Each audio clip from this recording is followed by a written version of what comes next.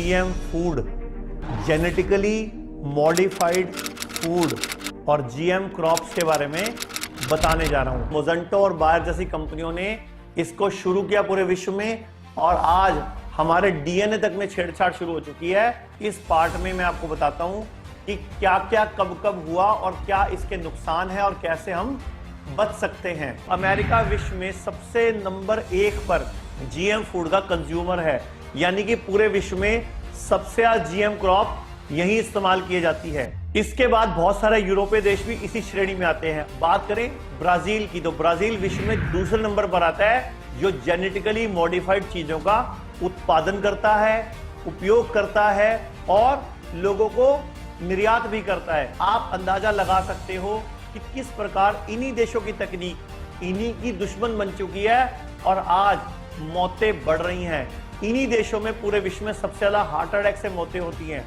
इन्हीं देशों में मोटापा नंबर 1 पे है। इन्हीं देशों में बीपी, शुगर, जोड़ों का दर्द, लीवर खराब जैसी चीजें हैं। सन 2010 में सुरोव institute of ecology, evaluation of Russian academy of sciences और national associate for gene security ने मिलकर एक रिसर्च की थी जिसमें कुछ चूहों को शामिल किया गया था। उसके 2 ग्रुप बनाए गए थे। पहले ग्रुप को सामान्य भोजन दिया और दूसरे को सिर्फ जीएम फूड यानी कि जेनेटिकली मॉडिफाइड फूड दिया।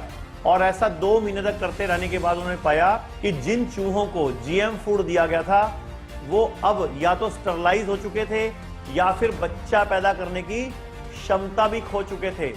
इस रिसर्च से साफ हो जाता है यदि ऐसे खाने चूहे में ऐसा बदलाव ला सकते हैं तो सोचो मानव शरीर पर जीएम फूड के बारे में क्या कुछ होने वाला है।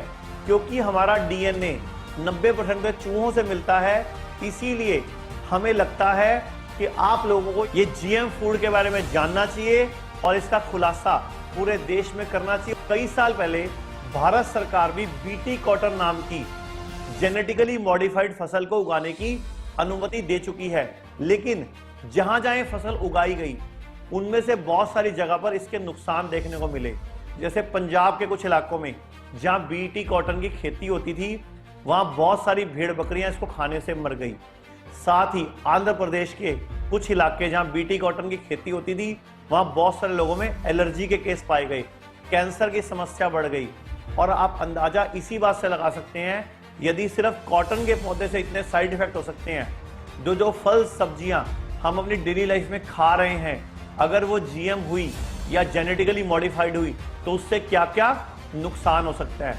आजकल आपने सुना होगा बीटी ब्रिंजल के बारे में, यानी कि एक ऐसा बैंगन जिसका उपयोग किसान बहुत तेजी से कर रहे हैं। और इसी दिशा में एक कदम बढ़ाते हुए मल्टीनेशनल कंपनी बायर और मोसेंटो का मर्जर भी भारत में हो गया है, जिसमें बायर ने $66 बिलियन में मोसेंटो की भारतीय यूनिट खरीद ली है।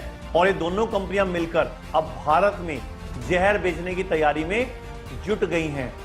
जहां तक मैं मानता हूं कि जेनेटिकली मॉडिफाइड फूड को बाजार में लाना एक सोची समझी साजिश है इन कंपनियों की, जो सिर्फ अपने मुनाफे के लिए और विश्व को बीमारी का बाजार बना रही हैं। और आने वाले टाइम में यही कंपनियां दवा लेकर आएंगी इन्हीं बीमारियों की, और ये कंपनियां ही दवा कंपनियों में पार्टनरशिप कर लेती हैं ताकि ये हजारों करोड़ रुपया कमा सके और इनको कभी भी ग्राहकों की कमी ना हो। और वैसे भी हम जो खाना खाते हैं कभी हमने जानने की कोशिश नहीं की कि आखिर वो बनता कैसे है, कहीं उसमें भी जीएम फूड तो नहीं मिला हुआ। इसी से जुड़ा सर्वे कुछ दिन पहले अमेरिका में किया गया था। अमेरिका के लोगों से पूछा गया कि जेनेटिकली मॉडिफाइड फूड के बारे में, तो 65% लोगों ने बोला कि उन्हें तो कुछ पता ही नहीं है और 15% लोगों ने बोला कि उन्हें नहीं पता कि उनके खाने में कुछ ऐसा मिला भी हुआ है। तो इससे साफ पता चलता है किसी भी सरकार ने अपने देश के नागरिकों को इसके बारे में जानकारी नहीं दी, ना ही इससे होने वाले नुकसान के बारे में बताया जा रहा है। और मुझे तो लगता है कि चाइना ये चमगादड़ों का जीन मिला मिलू के फसलों में कोई नया वायरस फैलाएगा, भविष्य में कोई नई चीज फैलाएगा। मेरी देशवासियों से प्रार्थना है कि कम से कम इस्तेमाल करें इस हाइब्रिड और जेनेटिकली मॉडिफाइड चीजों को, और हो सके तो सभी अपने घर, अपने बगीचे या अपने घर के आसपास या अपनी छत पर सब्जियां उगाना शुरू करें। और ऑर्गेनिक उगाना शुरू करें, बिना किसी स्प्रे के, बिना किसी केमिकल के। और एक और बात, पैक्ड फूड का प्रयोग बंद करें, अन्यथा आप भी भविष्य में किसी बिना बुलाई बीमारी का शिकार हो जाएंगे और इसके बारे में आपको कोई अंदाजा भी नहीं है आपको कितना नुकसान होगा। तो मैं हमेशा आपको समझाता हूं कैसे बचना है। पूरे विश्व में कोई भी वायरस आए, ये इतना बड़ा खेल शुरू हो जाता है, लेकिन एक ही चीज आपको बचाती है, आपकी इम्यूनिटी। और इम्यूनिटी बढ़ती है अपने देश में उगी हुई चीजों को खाने से। तो कभी भी मैं आपको बोलूंगा, ऑस्ट्रेलिया का खरबूजा नहीं खाना, अमेरिका का आम नहीं खाना, ये थाईलैंड का आलू आया है मत खाओ ना।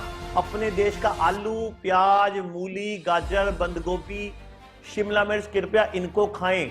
और सबसे जरूरी बात, अपने देश की बनी दवाइयां इस्तेमाल करें जो कि आयुर्वेदिक होती हैं। जड़ी बूटियों का इस्तेमाल करें, घर में मसालों का इस्तेमाल करें।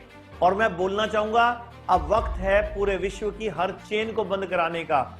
ये मैकडी, ये पिज्जा हट, ये बर्गर किंग, ये सब की सब चेन्स, KFC जैसी सब विदेशी चेन्स हैं। हम क्यों खाते हैं इनका खाना? हम अपने घर में साफ सुथरा खाना खाएं, अपने देश में बने किसानों का अन्न इस्तेमाल करें। पूरे देश को हमारी जरूरत है। अगर हम देश की बनी चीजों का इस्तेमाल करेंगे तो देश तरक्की करेगा। हम विरोध करें कि कहीं भी GM फूड का इस्तेमाल ना हो।